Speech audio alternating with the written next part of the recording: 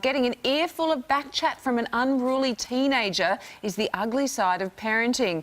Worse still, when it escalates into a screaming match. So how do you stop yourself from getting into a power struggle with your teen? And how can you prevent your child from fueling the fire? Here to tell us more is psychologist Darryl Cross. He's live in Adelaide there. Darryl, good morning. Is it ever okay for your teenager to give you just a bit of attitude, a bit of lip?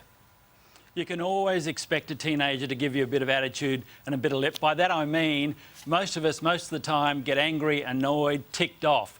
But what's really important to understand is the teenager ought not to be disrespectful or demean you or put you down.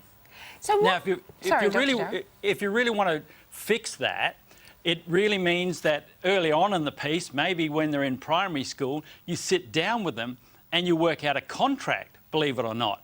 You work out the rules of the behaviour, you work out what's acceptable, what's not, what's appropriate, what's not, and you work out the rewards and the consequences. Don't the hormones then kick in and then that contract's null and void, according to teenage lawyers that I've spoken to? Well, that might be so. It might be null and void, but you've got the contract and that's your code of conduct. And basically, it all depends on the rewards and consequences that you have. Now, adolescence, as we know, is a turbulent time. One day they're a child, the next day they're an adult. It's up and down. So you can expect that they might see the contract as null and void at times. David just mentioned their hormones, teenagers. I mean, that can be a trigger. But what else can trigger this sort of attitude and backchat? And is it worth, as a parent, putting up a fight? Look, there are always lots of triggers, and it normally revolves around asking the teenager to do something, whether it's putting out the rubbish, making their bed, putting their clothes out for cleaning, cleaning their room, whatever it might be. And is it worth getting into a stash over it? No, it's not. It's really important to understand that parents, in this case, are the adult, and they've got to act the adult. So they have to be prepared to act calmly, talk calmly, give a good, clear instruction, and then simply walk away. It's not worthwhile getting into a real stoush over it. So apart from just attacking them verbally full on and getting into a fight with them, what are the other big mistakes parents make? I think parents really expect their teenagers to be suddenly grown up because they're teenagers.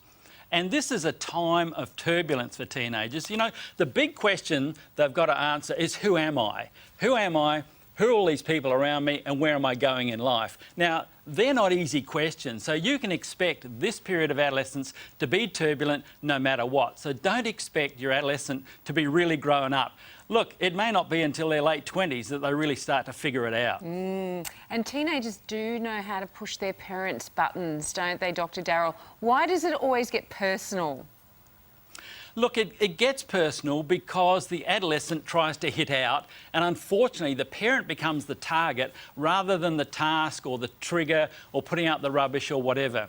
So it can get personal, and parents have to be smart enough to walk away, to act in calm ways, to not raise their voice, to talk calmly and be prepared just to simply turn away and perhaps come back to it. I mean, allow at least 20 minutes for everyone to cool down. We know that quite clearly, but come back to it later and try to resolve it. All right, thank you for your time this morning, Dr. Darryl. Go to your room.